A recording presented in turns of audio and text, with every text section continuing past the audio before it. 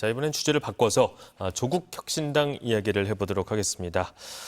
성비 사건 문제가 며칠 동안 계속해서 이어지고 있는데 이제 어제 이에 대한 책임을 지고 당 지도부가 총사퇴를 했습니다. 네, 그렇습니다. 조국 혁신당은 어제 오후 국회에서 긴급 최고위원회를 열어서 김선민 조국 혁신당 당대표 권한대행과 최고위원 등 지도부가 전원 사퇴하기로 결정을 했습니다. 들어보겠습니다.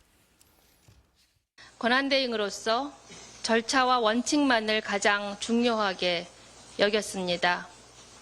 법적인 절차를 뛰어넘어 마음의 상처까지 보듬지 못했습니다.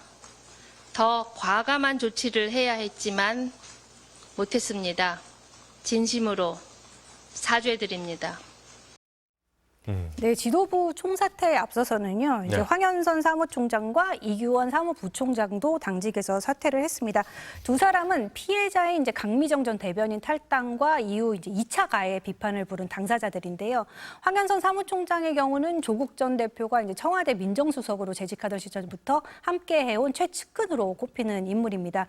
그런데 기자회견에서 조 원장에게 겨눈 화살을 저에게 돌려달라 이렇게 말을 해서 사퇴하는 와중에도 조국 엄호에 치중하는 거냐 이런 비판을 받기도 했고요.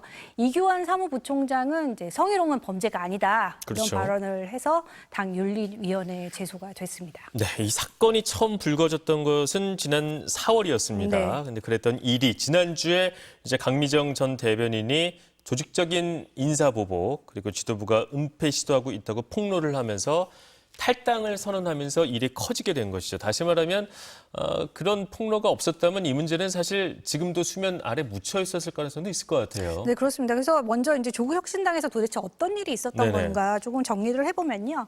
지난 4월에 피해자가 이제 경찰에 고소장을 제출한 사실이 한 언론 보도를 통해 처음으로 드러났습니다. 그러니까 지난해 7월 당직자 A 씨가 피해자인 당직자 B 씨를 택시 안에서 강제 추행하고 12월에는 이제 윤석열 전 대통령 탄핵 찬성 집회에 참석한 후에 노래방에서 허리를 감싸는 등 10개월간 수차례에 걸쳐 신체적 접촉과 이제 성희롱성 발언을 했다는 건데 이 성희롱성 발언에 대해서 이제 뭐 언론들의 그 나온 보도 내용을 좀 종합을 해보면 차마 좀 이 자리에서 옮길 수 없는 수준의 발언들이 많았습니다.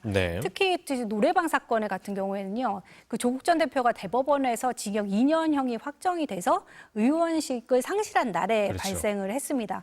그러니까 탄핵 정국 한복판이었던 시기에 당대표 형까지 확정된 날 술을 마시고 노래방에 갔다는 것도 뭐 좀 이해할 수 없는 상황이지만 무엇보다 이런 그 사건이 벌어진 이후에 당의 대처가 계속 논란이 되어 왔습니다. 네, 맞습니다. 근데 말로는 지난 5월에는 혁신당 측에서 공정하게 이걸 처리하겠다 이런 약속까지 했었는데 말만 하고 이게 잘 이루어지지가 않았던 거였어요. 네, 맞습니다. 그러니까 사실은 이제 말뿐이었던 게 문제를 키워온 겁니다. 그러니까 말씀하신 대로 김선민 권한대행은 지난 5월에 피해자 중심으로 공정하고 객관적으로 사건을 처리하겠다고 밝혔습니다. 하지만 당시 피해자 측은 이제 사건 접수 20일이 지나서야 처음으로 공식 위로를 했고 언론 보도가 나온 이후에야 가해자를 업무 배제했다. 그리고 당내에 심각한 2차 가해가 방치되고 있다고 즉시 반박을 했습니다. 피해자 측에 따르면 피해자 보호를 요청한 그 의원실 직원을 사무처 당직자가 폭행하고 또 다른 당직자는 피해자에게 고성과 폭언도 퍼부었다는 겁니다.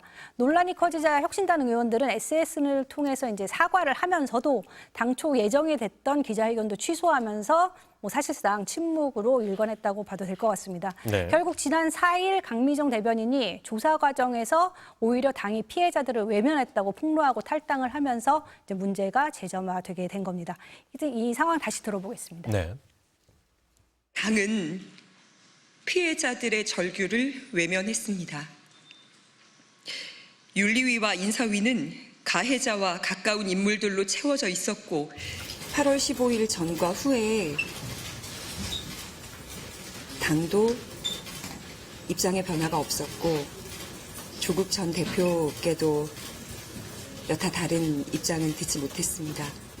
이 침묵도 제가 해석해야 될 메시지라고 생각을 합니다.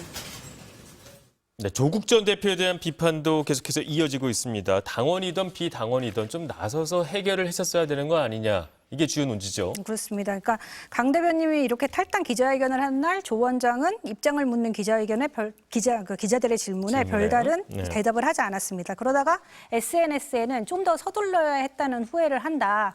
비당원 신분이었던 저로서는 당의 공식 절차가 진행되는 과정에서 이제 할 수 있는 역할이 없었다라고 했는데요. 네. 어제는 한 언론 인터뷰에서도 비슷한 입장을 전했습니다. 들어보겠습니다.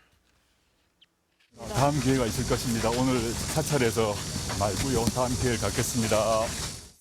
저는 이제 그 성비위 사건이 발생했을 때 또 그 후로 그 옥중에 있었지 않습니까? 그렇습니다. 그래가지고 제가 당무에 일체의 당무에 이제 이래라 저래라 할 수 없는 처지였지만 석방되고 난 뒤에 바로 여러 일정이 잡혔어요. 근데 그 과정에 저라도 조금 빨리 이분을 만나서 소통했으면 어땠을까. 처리 과정에서 미흡한 점이 없었는지 좀 살펴보고 재발 대책을 마련하는데 저도 힘을 보태도록 할 것입니다.